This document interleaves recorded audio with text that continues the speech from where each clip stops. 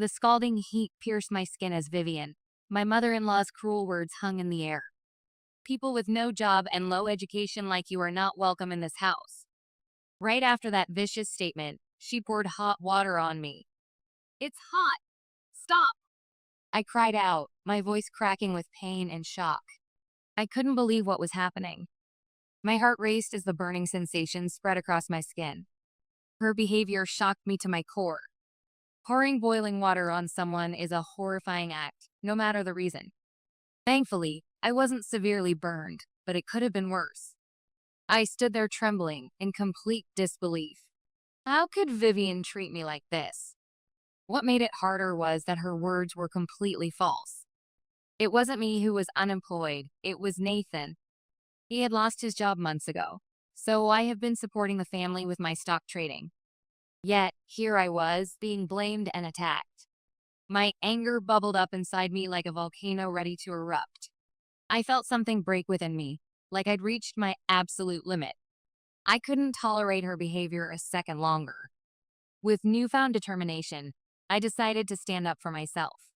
If this is how you feel about me, then I'll leave. You win, I told her, my voice steady despite my emotions. Vivian didn't even pretend to be upset.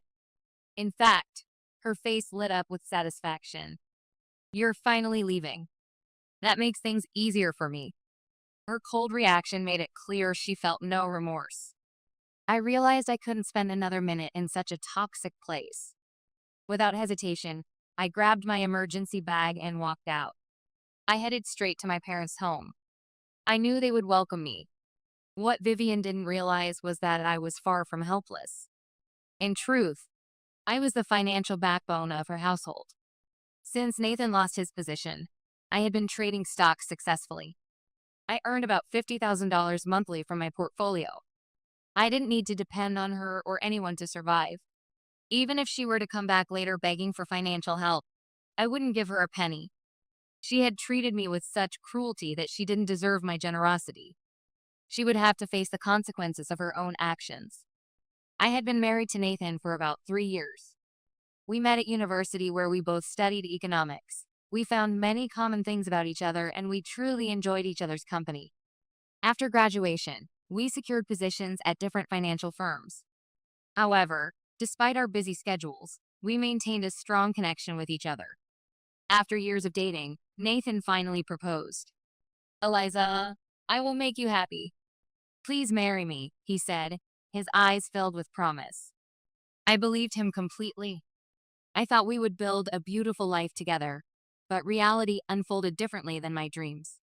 Now, reflecting on everything, I'm grateful I found the courage to walk away. Sometimes removing yourself from a toxic situation is the most powerful act of self-preservation.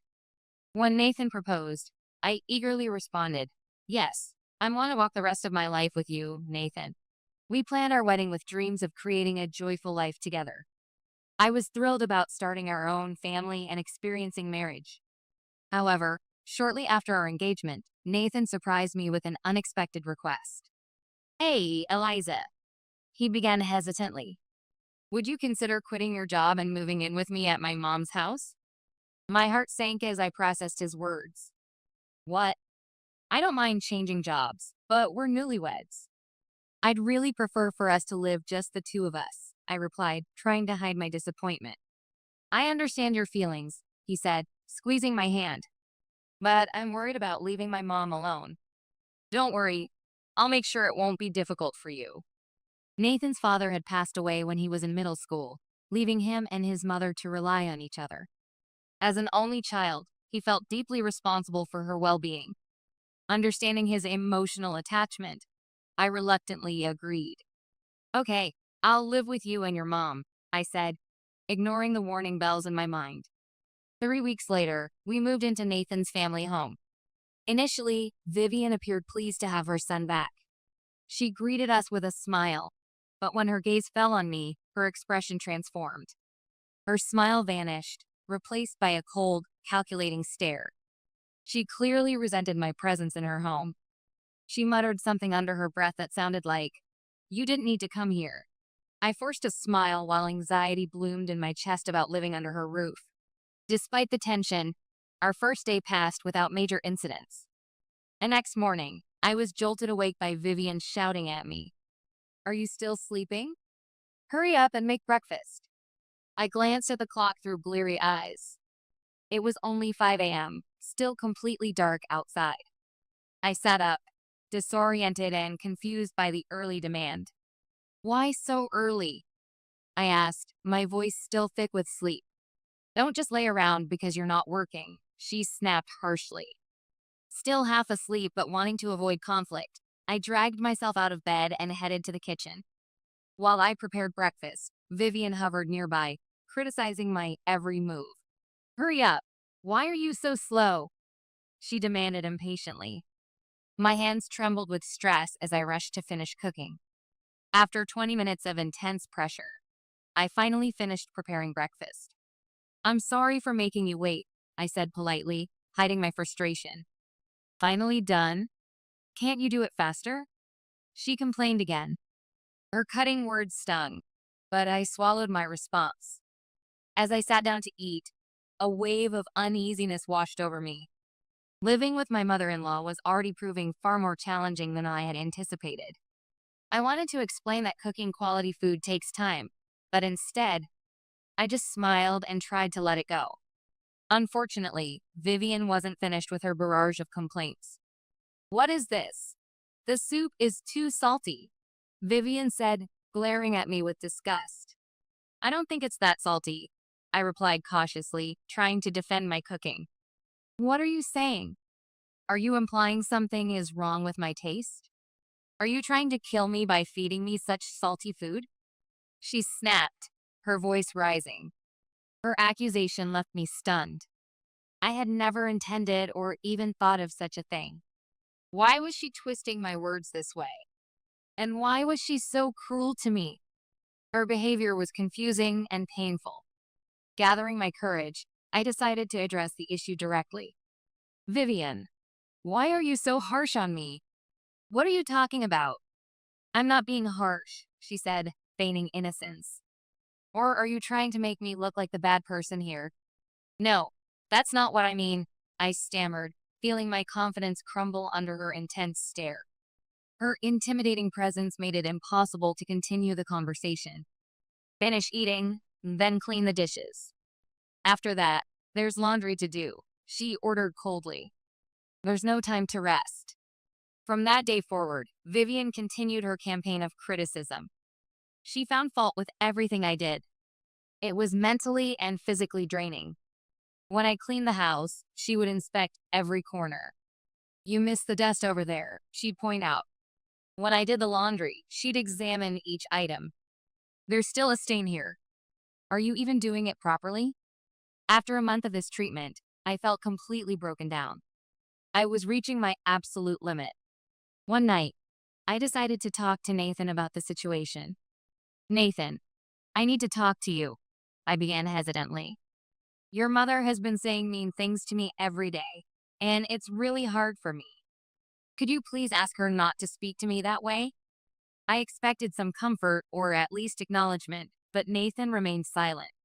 His lack of response only intensified my frustration. "Nathan, are you listening?" I asked, my voice strained. That's when I noticed something was off.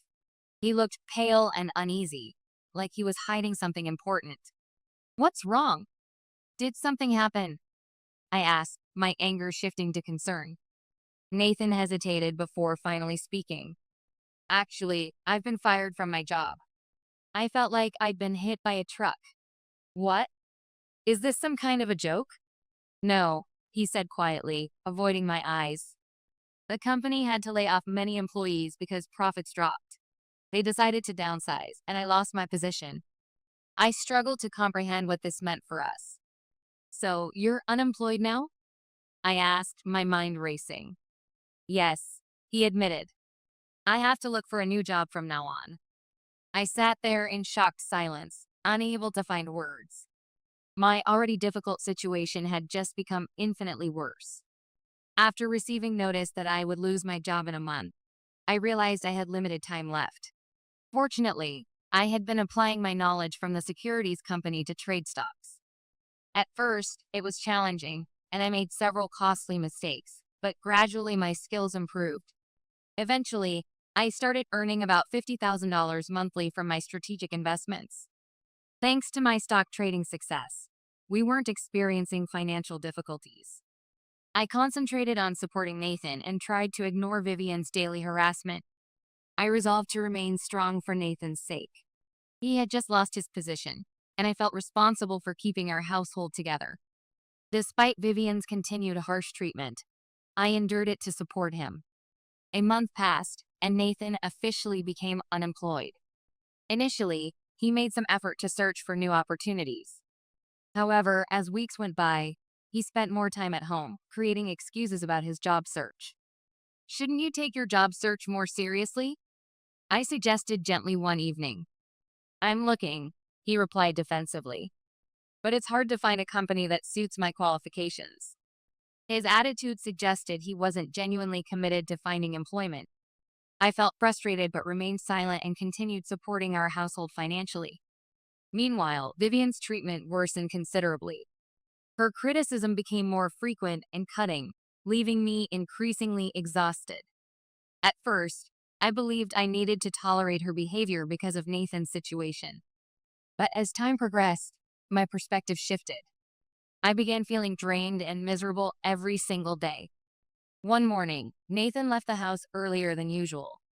His early departure was unexpected, and I hoped it signaled renewed dedication to his job search. After he left, I began my daily chores as normal. While I cleaned, Vivian positioned herself on the living room sofa, sipping coffee leisurely. "Make sure you clean properly," she said with her typical sharpness. "Don't miss any spots." I ignored her comments and continued my work. Suddenly, she erupted into a tantrum and started screaming at me. "How dare you ignore me? You're just a mere daughter-in-law. You don't even have a real job," she yelled, her face reddening. I tried maintaining my composure while continuing to clean, but her rage intensified. She approached me aggressively and shouted even louder.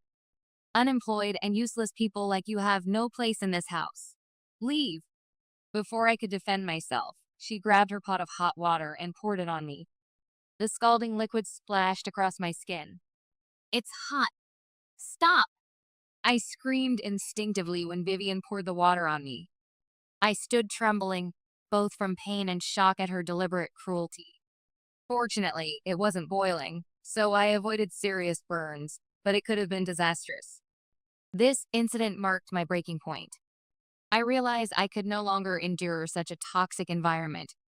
Her behavior crossed all boundaries of decency, and something had to change immediately.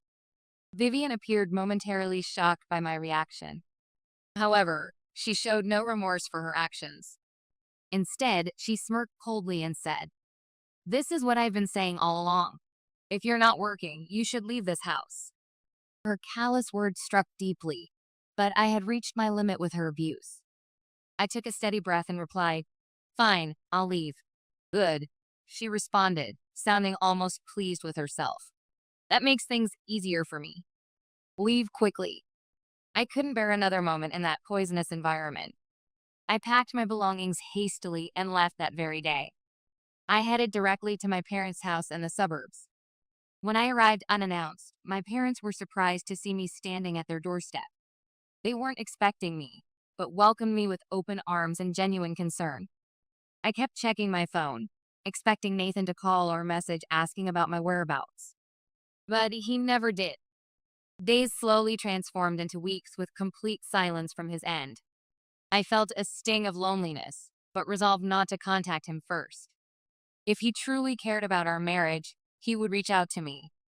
A month of silence passed, and my feelings for Nathan gradually faded like morning mist. I began seriously contemplating divorce as a realistic option.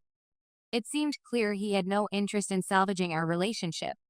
One morning, barely after sunrise, the doorbell at my parents' house chimed unexpectedly. I checked the security monitor and felt my stomach tighten. Nathan and Vivian were standing outside, looking impatient. What could they possibly want after a month of radio silence? "Yes, what do you need?" I asked through the intercom, keeping my voice steady. Vivian immediately shouted, "I've forgiven you. Now come back home." Her words left me stunned. Forgiven me? For what exactly? I hadn't done anything requiring forgiveness. Her statement made absolutely no sense. I replied with forced calmness, "Thank you for saying that, but I don't think I've done anything that needs forgiving." Then I ended the intercom connection, hoping they would leave. Instead, Vivian began pounding on the door and yelling demands. "Don't hang up on me. Let us in. Come back with us." Concerned their commotion might disturb my parents' neighbors, I reluctantly opened the door. I guided them to the living room and motioned for them to sit. Once they were seated, I asked directly, "Why are you here? What's going on?" I couldn't comprehend their sudden appearance. Vivian had practically pushed me out, and now she was demanding my return. Her behavior was completely irrational. "You told me to leave," I reminded her firmly. "There's no way I can just come back now," I added, still bewildered by their visit. I remained resolute as I expressed my feelings to Vivian. She grew increasingly agitated and accused me of behaving childishly. She claimed she had generously forgiven my supposed transgressions and insisted I return to her house. She even had the audacity to say she was willing to accommodate someone like me, supposedly unemployed and uneducated, under her roof. Something inside me snapped. "I'm not the one who's unemployed. It's your son, Nathan. And if I go back, you'll just treat me badly every single day," I countered sharply. Nathan's face paled at my words. Vivian looked genuinely confused. It became painfully obvious that Nathan had hidden his situation from his mother. Under the weight of our stares, Nathan finally confessed the truth. He admitted being laid off from his company months ago. His confession unleashed a torrent of excuses and apologies. He awkwardly explained that he had been secretly relying on my trading income to maintain our lifestyle. Vivian, however, was absolutely livid upon hearing this revelation. She clearly had no idea about her son's unemployment until this moment. "Why didn't you tell me about this?" she demanded, her voice rising. "What are we supposed to do now?" she yelled at Nathan. Nathan tried to calm her down, saying, "It's fine for now. Eliza's income is enough." His response only worsened the situation. Vivian called him worthless for not searching for employment and berated him further. I couldn't believe what I was hearing. I had been financially supporting both of them this entire time, and Nathan had just been idly sitting around. I began questioning why I had ever thought supporting him was a good idea in the first place. When Vivian suggested again that I return to live with them, I firmly refused. "No, I'm not coming back," I stated with conviction. I couldn't possibly imagine returning to that house after everything they had put me through. Then the situation intensified when I mentioned how Vivian had poured hot water on me. Nathan's face drained of color. "What? She did that to you?" he asked, clearly horrified. "Yes," I confirmed. "Ask her yourself." Nathan confronted his mother immediately. "Why would you do that to her?" he demanded. She admitted it without hesitation, saying, "Because she ignored me. That's why I did it." Her pathetic excuse fueled my anger even more and sparked a heated argument between Nathan and Vivian. Their shouting became unbearable, so I intervened. "Take this argument back to your house. You're in someone else's home, and you're being too loud." Hearing my firm words, they settled down somewhat. Their aggressive demeanor softened, and they began pleading with me to return. They made empty promises not to mistreat me again. Nathan claimed he would find employment, and Vivian assured me she wouldn't cause any more problems. But I didn't believe a word they said. Their promises felt hollow and meaningless. I knew better than to trust them after all I had endured. I told them honestly that their words meant nothing to me anymore. I knew they would only exploit me again if I returned. Their silence confirmed my suspicions. Without another word, I left the living room and retreated to my bedroom, leaving them to contemplate their actions. After approximately 6 minutes, I returned to the living room. They were still sitting in exactly the same positions, heads bowed, completely silent. Frustrated by the ongoing silence, I asked, "How long do you plan to sit here without saying anything?" "I can't even think of anything anymore," Nathan sighed deeply instead of properly answering. He looked surprised when I handed him a document. It was a pre-filled divorce form with my signature already in place. His face registered confusion as he examined the paper. "It's a divorce form," I stated bluntly. "I've had enough. I can't remain married to someone who refuses to find work and didn't even bother to contact me after I left." Nathan appeared shocked. "Wait, please. This is too sudden," he protested, visibly upset.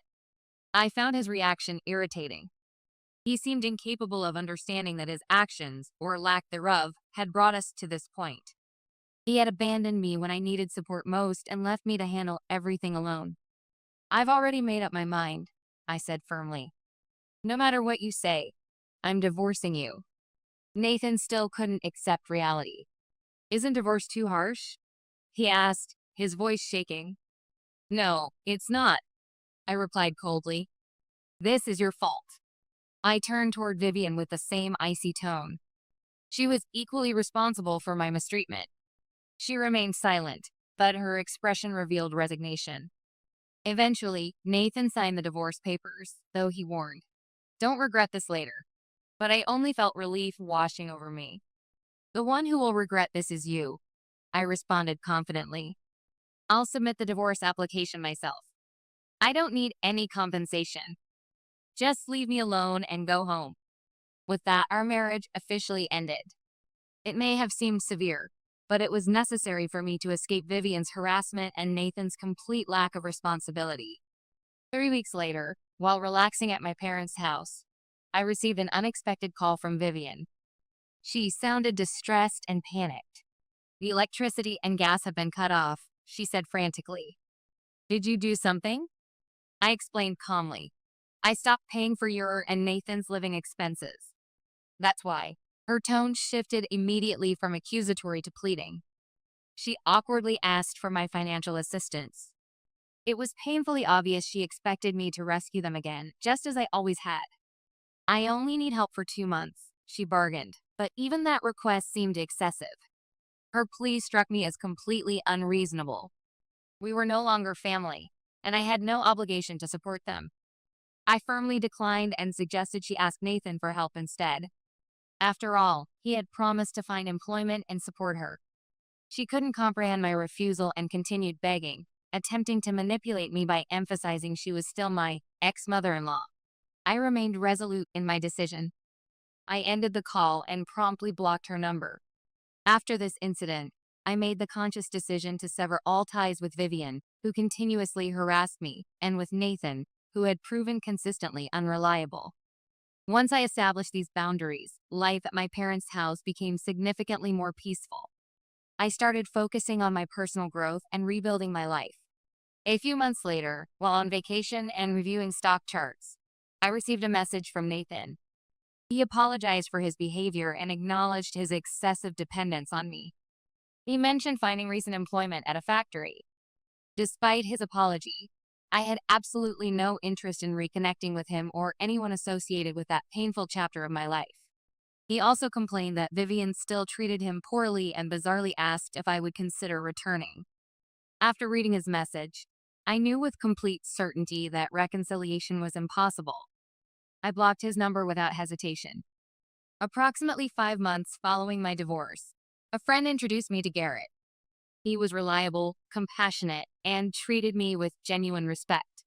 Despite our age difference, we connected wonderfully. We weren't rushing into marriage, but I thoroughly enjoyed the quality time we spent together. I made a conscious decision to embrace the present moment and release the painful memories of my past.